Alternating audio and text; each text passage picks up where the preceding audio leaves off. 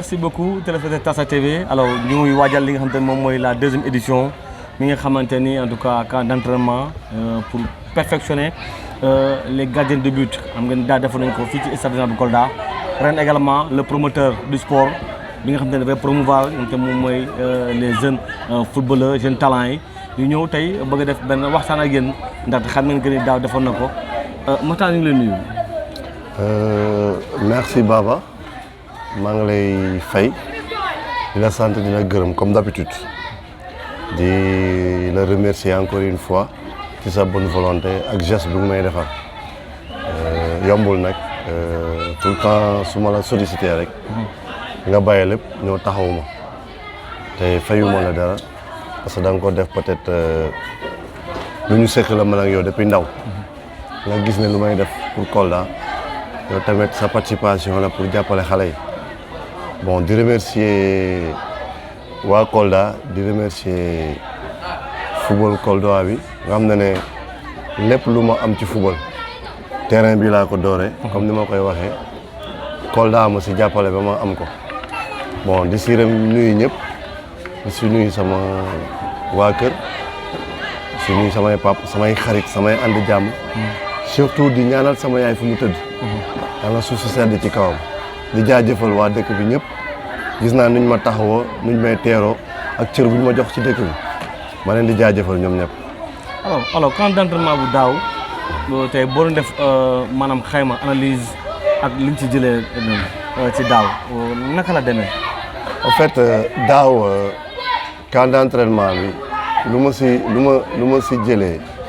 parce que daaw am naa ci satisfaction tuuti parce que après camp d'entraînement bi am naa ci benn boy góol bu dem signer Mauritanie fii la jógee am naa satisfaction parce que dama woote ñëpp ñëw ma am fierté am courage defaat ko ren parce que daaw j'avais à peine de 70 gardiens kon loolu fierté la ci man nga woote ñëpp uysi la te comme ni ma koy waxee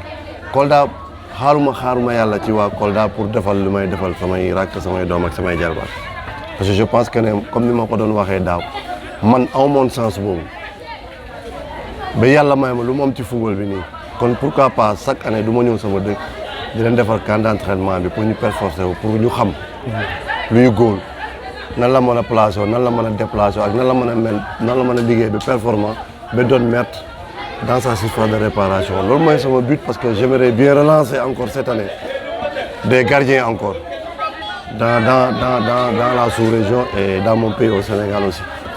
alors ñu wax que ni camp d'entraînement bi c'est am na coût am na njëg am na ay charges parce que on gis nañ daaw da nga joxe maillot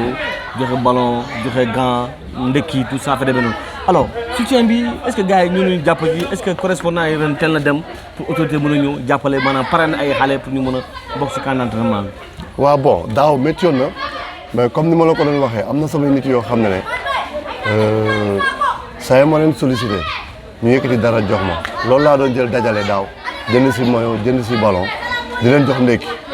ren tamit c'est la même chose def naa ay documents ay lettres jox ko ay autorités. xam nga comme man des fois du ma mën a egg ci autorité bi mais ay nitam ñu ko jege ñoom laa koy jox xaw ma est-ce que jot nañ ko ou joxtuñu ko comme chaque fois ma wax la ko parce que yàlla rek a tax may wax man kenn sexalu ma lem je dis les choses telles qu'elles sont yàllaa ma tiim joxe naa documents yi ak lettres yi jox naa ko ñu jege autorité yi mais je sais pas est-ce que autorité bi en personne jot na ko ou pas mais j'espère que ne bu ko jotee dina def action bu ko jotul tamit du ma ci blâmer kenn du ma ci mere kenn damay xam ne peut-être kooku wërsëgam mënut a ñëw ci man sama wërsëg mu nekkul ci loxam ñu fi jot a jàppale booy noonu laa siy def et comme ni ma la ko waxee cette année j'ai décidé que ne les gosses ils vont s'inscrire pour 10 000 francs les seniors 5 000 francs la petite catégorie moom laay jëndee maillot yi moom laay jëndee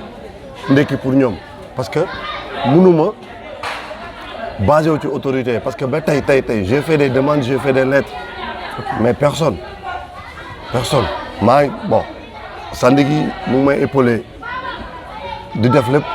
xam nga am na ñeneen tamit ñu ngi may jàppale mais peut-être que ne amaana ne peut-être balaa ñuy commencer comme 4 jours moo si des. amaana ne peut-être balaa ñuy commencer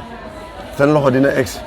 bon alors tey bu ñu wax nawetaan c'est pour occuper jeunes yi mais également pour promouvoir le sport parce que tey bu ñu ko xoolee Kolda activité bu gën a ngande ci vacances yi mooy sport tey est-ce que tey président de zone yi président d'ASC yi ñoom it ñu ngi dugal seen loxo ci li nga xamante ni moom nga fas yéene def.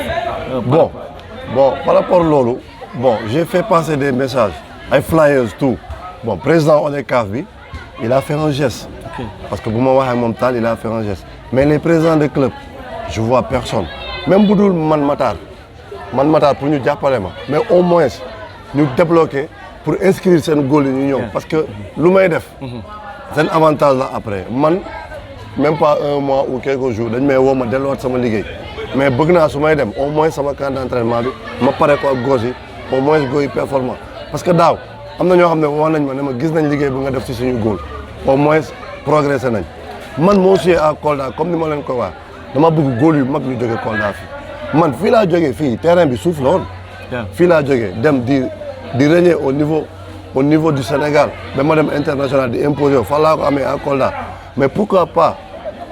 président yi ak les parents mënuñu jàppale seen doom yi pour ñu mën a liggéey football bi tey adduna Baba comme tu le sais pour moins de 2 heures de temps sa bamba day maase sa coono fàtte parce que comme ni ma koy waxee ku investir ci sa doom rek suba bu tekkee yaa koy njëriñoo du Matar Deme du yow du keneen parce que balaa muy mayee yoo leen njëkk a defal ba nga kontaan waaw ñun lan lañ ci am diw sama loxo la jaar fierté la man j'en ai fait des tey comme ni ma la ko waxee ay Jali Kabali Ndiaye ay Pape Seydou Ndiaye ay Thiey Mayacine fa y a des tas de gardiens yu jaar sama loxo mais awma ci ay milliards mais satisfaction la au moins tey y a un petit cadeau boo xam ne bu ñu ñëwee dinañ ko yëkkati jox ma ko loolu laa bëgg Kolda tey booy Omar Sarr Kémo bi il a travaillé moi mu dem Taïdif à Mauritanie bu mu ñëwee daf moo yëkkati ensemble mooy bu mu doon football jox ma loolu laa ci am fierté mais fii laa ko gisee daaw il est parti il a fait un bon saison là-bas Kidira la même chose mais pourquoi pas Kolda mënuñu ko def man li may lancé autorité Kolda yi nañ gën a jàppale footballu Kolda fii région boo dem Sénégal club bu fa nekk doomu Kolda mooy boot équipe boobu di football et j'aimerais bien que autorités yi ñu investir à Kolda jéem a récupérer doomu Kolda yooyu ñu ñëw pour liggéey football Kolda avancé camp d'entraînement bi moom je vais le faire tout le temps chaque année su ma feebarul deewuma dama koy def. alors camp d'entraînement deuxième édition bi ñu ngi amal fii ci stade régional bu Kolda Matar dañu ñëw kañ lay démarrer ndax disposition yëpp jël nañ ko est-ce que mat na ak naka ju fas yéene également def calendrier bi nga xamante ne moom la jeunes yi mën a en tout cas ñëw pour mën a en tout cas perfectionner ci wàllu gardien de but alors kañ ngay tàmbali mbir mi ak naka la gars yi inscrire ak lan mooy numéro yi nga gars mën nañ ci dugg directement inscrire seen bon inscription bi camp d'entraînement bi ak inscription bi Cheikh Fall moo ko yore. ok Cheikh Fall. mooy gardien ASC Aiglon bi. ok benn gosse bu dynamique. ok xam nga man nit ki lu ma woon rek laay gëm. quelqu'un boo xam ne bëgg na trop football Kolda mu avancé gudd ak bëccëg mu ngi ak man di waxtaan gudd ak bëccëg bëgg na football Kolda avancé et moom laa délégué inscription yi. waaw numéro am 78 la. 245 16 09. 78. 245 16 09. képp ku ko woo pour inscription bi dina renseigner. camp d'entraînement bi fii à Kolda à partir du 20 août au 30 la 10 jours à partir de 8 heures à 10 heures chaque jour le règlement mooy booy 7 heures et demie war na leen fekk fii ñu nekk en équipement après la séance d'entraînement dañuy jël seen petit déjeuner ñu ñibbi seen kër.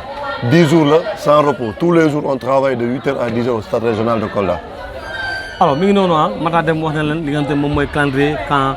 d'entraînement bi nga xamante ne deuxième édition la fii ci stade régional de Kolda alors wax na également message bu am solo mooy que ni na ñëpp jàpp ci mbir bi nga xamante ni c'est le football koldois qui va gagner par rapport ak moom mooy cet investissement bi nag mooy que ni nga ñëw inscrire sa doom wala sa poulain mu ñëw def. li nga xamante ne moom mooy travail bi nga xamante ne mënu ko am ci équipe nawetaan bi mu football mais bu ko amee ak moom nga xamante ne c'est un professionnel à la matière dana ko permettre mu mën a en tout cas travailler gis ngeen que déjà la première édition c'est une totale réussite parce que am nañu gars yi ngeen boo xam ne jóge nañu Kolda dem ci yeneen club di fa œuvrer alors tey appel bi ngay lancé Matar ban appel ngay lancé ci li nga xamante ni ñu ngi le monde du sport mais également ñi nga xamante ni ñu ngi lay suivre nekk say xarit yàgg nekk ak yow am war a jàpp ci mbir mi bañ koo seetaan. en fait appel bu may lancé lii projet bi comme ni ma la ko waxee daaw dama ko fiy def mais man moomu ma ko. doomu Kolda yi ñoo ko moom ñëpp laa ciy xaar ku ci ñëw am nga ci sa wàll képp ku nekk à l'étranger mbaa foo mënta nekk ci àdduna si tu peux y participer nga def ko c'est pour la jeunesse koldoise ba pare du ma comme ni ma la ko wax Yaya Ba je cesse pas de le répéter parce que ñu ñoo nekk ci football Kolda mu ngi taxawal football Kolda guddi ak bëccëg projet bi chaque fois que Dieu fait bu ma ko waxtaan ak moom su ma ci waxtaan ak moom daf ma ciy encouragé di ci dugal loxom parce que du ma bàyyi ma sonn benn yoon da nga ma ciy taxawal comme ni ma leen ko waxee bu ñu am xaj ak seen ci football Kolda bi ñun ñëpp nañ doon benn jàppale Yaya Ba parce que c'est le président de la ligue régionale de Kolda munoo fi def football te tëb ko. waaw man nag lu may wax ragaluma ci je mange pas mes mots bu defoon tamit naka su dul noonu j'aurais l'audace de dire cela mais je vois que il se bat corps et âme pour notre football pour mu avancer man loolu mooy sama yoon déggoo li ma la wax sama naftu di sama bakkan bi bu fekkee mun naa ko joxe pour Kolda am équipe bu première division ma footballu Kolda jëm ci kanam barki yàlla je le ferai parce que Kolda m'a tout donné loolu rek laa leen mën a fay du xaalis du dara mais lii laa leen mën a fay pour mën a xeex pour football Kolda dem ama bëgg il faut que les gens arrêtent d'avoir des clans ou de gauche à droite ñu booloo jàppale football Kolda ñu xam ne football Kolda ñu bokk doon ndey ak baay mag ak rakk ñëpp jàpp ci ñu doon say parce que sayu mat kenn mënu ko damm benn mat mbooloo mën na ko damm mais sayu mat soo dajalee téeméeru personne mënuñu ko damm Kolda yi nag esprit boobu la ñu war a am ñu doon sayu mat ñu dimbale suñu doom yi suñu jarbaat yi suñu rakk yi sport Kolda mën a dem ci kaw parce que il est temps ñu am équipe première division fii à Kolda parce que beaucoup de clubs viennent chercher des jeunes talents ici et les amener pourquoi pas on peut pas les retenir ici et les aider à progresser pour notre ville puisse être dans les villes les plus reconnues au Sénégal avoir un grand club ici. D'accord alors mi ngi noonu tey moom la ñu indiloon mais dañuy topp leen tam mooy camp bi bu commencé dañuy échanger ak ñi nga xam ne ñoom ñooy gardien de but yi daañu échanger ak ñoom alors Matar ñu ngi lay remercier ci disponibilité bi di la jaajëfal. waaw Baba man maa lay jaajëfal di la remercier saa su ne comme ni ma la koy waxee nee naa la chaque année su ma la woowee nga jóg bàyyi lépp li ngay def laajoo ma dërëm fayoo ko loolu yaa ngi comprendre di ñëw bàyyi sa lépp ànd ak say xale ñoom tamit ñu sawar ci lool ma leen di remercier di leen ne ndaw biy jàng day nangu ñu dox ci kawam ba bés bu ma nee lu muy man et le directeur de l'estade aussi monsieur Mballo maa ngi koy remercier parce que daf ma koy jox du ma ci sonal benn yoon te daf ma ci encouragé parce que xam nga nit ku dem benn la ñun lii lañ soxla sa dëkk yow saa yoo ko soxlaa boo ñëwee ñu jox la ko ñooñu amoo seen fay da nga leen di remercier waaw da nga leen di remercier maay remercier autorité Kolda yëpp kilifa Kolda yëpp di ñaanal jàmm sax suñu dëkk bi di ñaanal kilifa diine yi kilifa aada yi suñu yaay suñu papa yëpp yal na leen fi yàlla bàyyi jàmm sax Kolda di sax jàmm ñun jàmm lañ juddoo ci jàmm lañ magee jàmm jooju lañ bëgg mu law ba saawan baawan ñëpp gis ci seen bopp Kolda neex ñëpp am ci jàmm maa ngi leen koy ñaanal ci barke Seydina Mohamed di la gërëm di la sant di la ne yàlla na suñu borom bàyyi fii ay ati at sa kanamu njaboot li nga yéene la population koldoise yàlla na ko suñu borom defal ci xol bu sedd guy di remercier sa technicien bi di ko ñaanal moom tamit wér gu yaram et fierté la de te retrouver encore une fois et de retrouver le stade régional de Kolda boo xam ne foofu lañ ma tàggatee c'est une fierté tout le temps su ma fi ñëwee parce que ça me rappelle beaucoup de choses et je remercie au Kolda aussi qui me donne beaucoup de satisfaction li ma jox sama wàccuwaay maa ngi leen di gërëm di leen sant et di la jaajëfal. merci beaucoup allez merci beaucoup loolu moo nekkoon li nga xam ne moom mooy entretien bu ñu ñëwoon jël leen fii ci stade régional bu Kolda di waajal camp d'entraînement bi nga xamante ni deuxième édition la di ñaan ñëpp ñu ñëw jàpp ci li nga xam ne mooy liggéey bi ndax déjà commencé nañ jàpp déjà mais ñu gën a jàpp ndax la ñuy tàggat ay doomu Kolda la ñuy doon dañuy tàggatee Kolda la ñuy tàggat kon Matar Deme am ci yéeneen def ko ci ñu am suñu contribution bi ñu ñëw jàpp ci liggéey lépp mu jaar yoon lépp mu yem jox leen rendez-vous rek le 20 incha allah bu gaay tàmbalee camp d'entraînement bi daañu di vraiment xale yi daañu waxtaan ak xale yi tamit naka la ñuy dundee camp d'entraînement bi maa moon ci cadrage bi Kadidou Thiam mi nga xamante ni moo ñu àndoon tey moo doon cadré li nga xam ne moom mooy émission bi di ko remercier bu baax a baax moo ko monté tamit donc di ko remercier bu baax a baax jërë nga jëf ba beneen numéro